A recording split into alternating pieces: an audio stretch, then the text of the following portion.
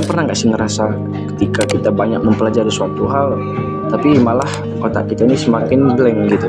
Dulu aku pernah berpikir bahwa semakin aku banyak belajar, semakin aku menjadi pintar. Dengan ambisi dan rakus terhadap pengetahuan-pengetahuan, ya banyak menonton video edukasi, diskusi sana kemari, terus ikut webinar-webinar gitu kan.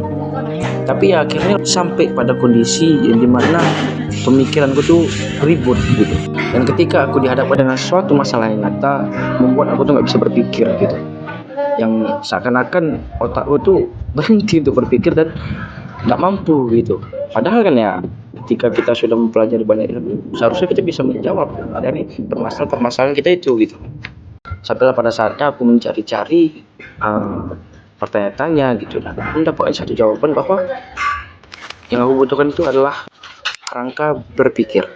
Di situ aku mulai menyadari bahwasanya ya ternyata selama ini aku belajar hanya sekedar belajar tanpa memaknai suatu ilmu itu. Ketika aku membaca hanya sebatas membaca tanpa ada yang namanya literasi, sehingga membuat aku blank gitu. Makanya kenapa penting sekali kerangka berpikir ini? Ya ketika kita sudah menemukan kerangka berpikir ini, maka kita sudah tahu arah dari tujuan ilmu yang kita dapatkan.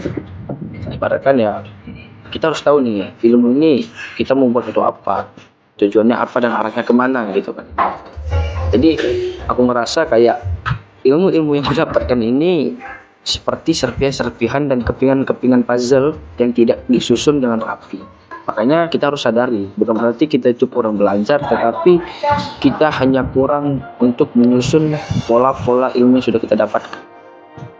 Dan itu jauh lebih penting dan jauh lebih berharga daripada hanya sekedar tahu.